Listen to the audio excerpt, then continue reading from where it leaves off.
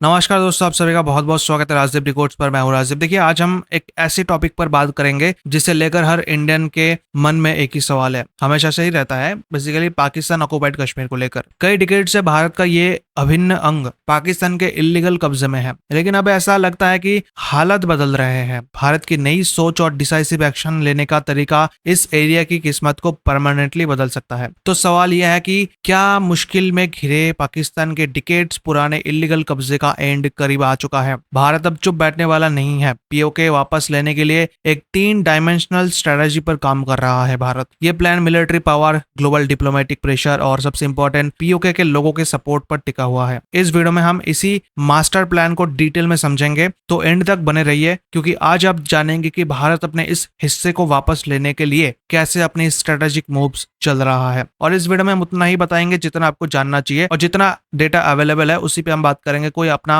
मतलब सीक्रेट जगह से इंफॉर्मेशन लेके मैं आपको नहीं बता रहा हूँ, तो कुछ लोग कमेंट करने लग जाते हैं कि आप ये सब बता रहे हो क्यों। ये सब ऑनलाइन आपको मिल जाएंगे। वही मैं आपके सामने बहुत ही आसान शब्दों में आपको समझाऊंगा कि भारत कैसे पीओके को वापस ले सकता है, क्या प्लान है। देखिए, सबसे पहले ये समझते हैं कि असली प्रॉब्लम क्या है और इसको शुरू किसने किया। देखिए, पीओके जिसमें गिलगिट बाल्टिस्तान का एक बड़ा एरिया शामिल है, 78 ईयर से ज्यादा पाकिस्तान ने इलीगल कब्जा करके रखा है इस हिस्से पे। ये सिर्फ जमीन का टुकड़ा नहीं है, बल्कि लाखों लोगों का फ्यूचर और उनके आइडेंटिटी का सवाल है। वहां के लोग डिकेड से पाकिस्तानी गवर्नमेंट और पाकिस्तानी आर्मी की टॉर्चर झेल रहे हैं। उन्हें बेसिक ह्यूमन राइट्स भी नहीं दिए जाते। पाकिस्तान वहां के नेचुरल रिसोर्सेज को लूट रहा है, जिसका फायदा लोगों को नहीं बल्कि पाकिस्तान के गवर्नमेंट, पाकिस्तानी आर्मी और चाइना को मिल रहा है। पीओके में हालत इतने खराब है कि लोग आटा और बिजली जैसे बेसिक चीजों के लिए सड़कों पर निकल रहे हैं और पाकिस्तानी रेंजर्स उन पर फायर कर रहे हैं। रिसेंटली मुजफ्फराबाद और रावलकोट और गिलगित बाल्टिस्तान में बड़े स्केल पर प्रोटेस्ट हुए, जो पाकिस्तान के खिलाफ बढ़ते गुस्से को दिखाते हैं। ये गुस्सा वही ग्राउंड क्रिएट कर रहा है जहां भारत की स्ट्रेटजी काम कर रही है। पाकिस्तान की पुरानी आदत हमेशा टेररिज्म को शेल्टर देना है, और पीओके हमेशा पाकिस्तान का लॉन्च पैड रहा है। लेकिन अब यही आग पाकिस्तान के घर तक पहुंच रहा है। लेकिन ये सब शुरू कैसे हुआ? ये पीओके बना कैसे? इसके लिए हमें 1947 में वापस जाना होगा, जब पाकिस्तान ने अपनी धोखेबाजी दिखाई थी। जब भारत आजाद हुआ तो जम्मू एंड कश्मीर के महाराजा हरि सिंह ने इंडिपेंडेंट रहने का डिसीजन लिया, लेकिन पाकिस्तान की नीयत सही नहीं थी, आज भी नहीं है।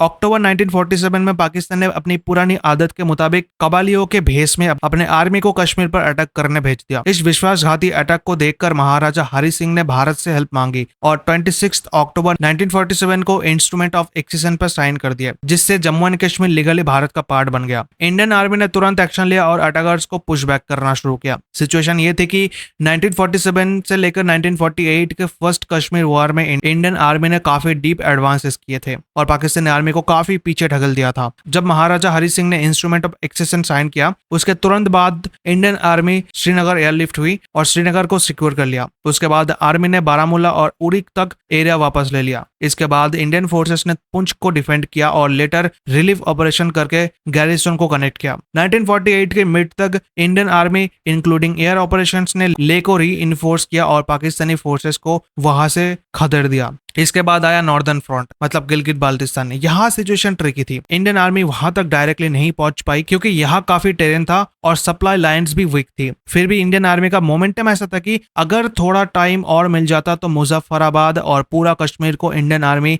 वापस ले लेता पाकिस्तान से। लेकिन इससे पहले कि हमारी आर्मी पूरे कश्मीर को फ्री कर पाती, जवाहरलाल नेहरू ने यहाँ पर सबसे बड़ा ब्लंडर कर दिया। सीधा इस मुद्दे को यूनाइटेड नेशन तक लेके चले गए और 1 जनवरी 1949 को सीजफायर हो गया, और तब से आज तक यह मुद्दा यूनाइटेड नेशन में ही फंसा हुआ है। उस टाइम तक पाकिस्तानी आर्मी ने कश्मीर के एक बड़े हिस्सों पर इलीगल कब्जा कर लिया था, जिसे आज हम पाकिस्तान ऑक्युपाइड कश्मीर के नाम से जानते हैं। तब से यह एरिया पाकिस्तान के इलीगल कंट्रोल में है और भारत की पार्लियामेंट ने 1994 में एक रेजोल्यूशन पास करके डिसाइड किया था कि इस जमीन का हर इंच वापस लिया जाएगा। तो भारत का भी प्लान क्या है? ये कोई कागजी मास्टर प्लान नहीं है, बल्कि एक रियल ऑन ग्राउंड स्ट्रेटजी है। ये 3 डायमेंशनल अप्रोच है, जिसमें आर्मी मतलब मिलिट्री स्ट्रेंथ और टेक्टिकल रेडीनेस, दूसरा है डिप्लोमेसी मतलब ग्लोबल प्रेशर और इंटरनेशनल अलायंसेस, और तीसरा है लोकल सपोर्ट मतलब पीओके के लोगों के सपोर्ट के थ्रू पाकिस्तान को कॉर्नर करना। इस 3 तरफा स्ट्रेटजी से भारत पीओके पर अपनी इन्फ्लुएंस और कंट्रोल ग्रेजुअली बढ़ा रहा है और एरिया को वापस लाने का ग्राउंड वर्क क्रिएट कर रहा है।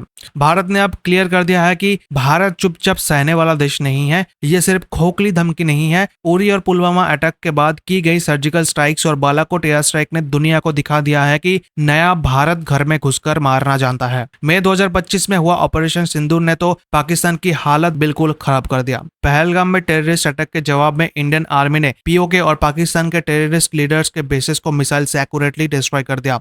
भारत ने क्लियरली कहा है कि टारगेट सिर्फ टेररिस्ट थे, और जैसा हमेशा होता है पाकिस्तान को जब जवाब मिलता है तो पाकिस्तान अपने सिविलियन टारगेट्स का झूठा क्लेम कर कंप्लेंट्स करना शुरू कर देता है। ये ऑपरेशन प्रूफ है कि टेररिज्म पर अब कोई रहम नहीं होगा। रक्षा मंत्री राजनाथ सिंह कई बार कह चुके हैं कि पीओके भारत का था, है और रहेगा। ये पॉलिसी पाकिस्तान को एक स्ट्रेट मैसेज देती है, अगर कोई हरकत करोगे तो प्राइस चुकाने के लिए रेडी रहो। दूसरा पिलर यहाँ पर आता है डिप्लोमेटिक प्रेशर। अकेले मिलिट्री पावर से काम नहीं चलता, और भारत ने डिप्लोमेटिक फ्रंट पर भी पाकिस्तान को दुनिया के सामने एक्सपोज कर दिया है कई बार। फॉरेन मिनिस्टर एस जयशंकर के लीडरशिप में भारत ने हर इंटरनेशनल फोरम पर पाकिस्तान के टेररिज्म सपोर्ट और पीओके पर इलीगल कब्जे की रियलिटी को सामने रखा है। इंडिया ने बार बार क्लियर किया है कि अगर पाकिस्तान से बात होगी तो सिर्फ टेररिज्म और पीओके पर ही होगी। दुनिया को यह मैसेज गया है कि कश्मीर प्रॉब्लम का सिंगल सोल्यूशन है, पाकिस्तान को इलीगली कब्जा की हुई जमीन वापस करनी होगी। इस डिप्लोमेटिक प्रेशर का इंपैक्ट देखा गया। आर्टिकल 370 हटने के बाद पाकिस्तान पूरे वर्ल्ड में सपोर्ट ढूंढता रहा, लेकिन कहीं से भी कोई मेजर सपोर्ट नहीं मिला। यह भारत के लिए एक बहुत ही बड़ी जीत थी। और पहलगाम अटैक के बाद भारत ने इंडस वाटर ट्रीटी को सस्पेंड करके भी दिखाया है कि अब हद हो चुकी है। ब्लड एंड वाटर एक साथ बह नहीं सकते। तीसरा पिलर यहाँ पर आता है पीओके की जनता का सपोर्ट। भारत की स्ट्रेटेजी का सबसे बड़ा फोकस यहाँ के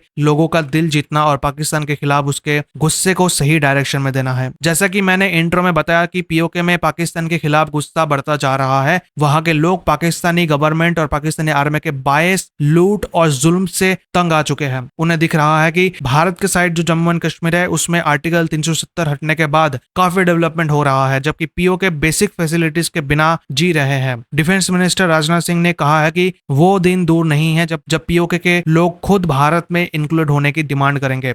राजनाथ सिंह ने पीओके के लोगों को फैमिली का हिस्सा बताया है। ये सिर्फ एक स्टेटमेंट नहीं है, ये पाकिस्तान के लिए एक डायरेक्ट मैसेज है। भारत ये सिग्नल दे रहा है कि भारत सिर्फ जमीन नहीं बल्कि अपने लोगों को भी पूरे रिस्पेक्ट के साथ वापस जाता है। जब लोकल लोग खुद पाकिस्तान के खिलाफ खड़े होते हैं तो ये पाकिस्तान के झूठे क्लेम्स को दुनिया के सामने एक्सपोज कर देता है और भारत को किसी भी एक्शन के लिए मोरल अथॉरिटी प्रोवाइड करता है। तो पीओके वापस लेने की भारत की स्ट्रेटेजी कोई जल्दबाजी का काम नहीं है, बल्कि एक सोची समझी स्ट्रेटेजी है। ये सिर्फ मिलिट्री एक्शन पर डिपेंड नहीं है, बल्कि military preparedness, global diplomatic pressure है। भारत ने अपना इरादा और अपनी ताकत दोनों क्लियरली दिखा रहा है। पार्लियामेंट का रेजोल्यूशन, गवर्नमेंट का फर्म डिटर्मिनेशन और आर्मी की प्रिपेयर्डनेस सब एक ही डायरेक्शन में पॉइंट कर रहे हैं। ऑपरेशन सिंधु जैसे मिशन ने भारत की ताकत का ट्रेलर दिखाया। अब सवाल अगर का नहीं बल्कि कब का लगता है। पाकिस्तान ऑक्युपाइड कश्मीर की घर वापसी की कहानी लिखी जा रही है, जिसके 3 पिलर्स हैं: भारत की मिलिट्री पावर, भारत की डिप्लोमेटिक स्ट्रेटेजी और पीओके के लोगों की फ्रीडम। इसके ऊपर आप क्या सोचते हैं? आपका क्या ओपिनियन है? कमेंट में जरूर बताइए। वीडियो को लाइक कीजिए, वीडियो को शेयर कीजिए और हमारे चैनल को सब्सक्राइब कीजिए। Thank you so much for watching this video.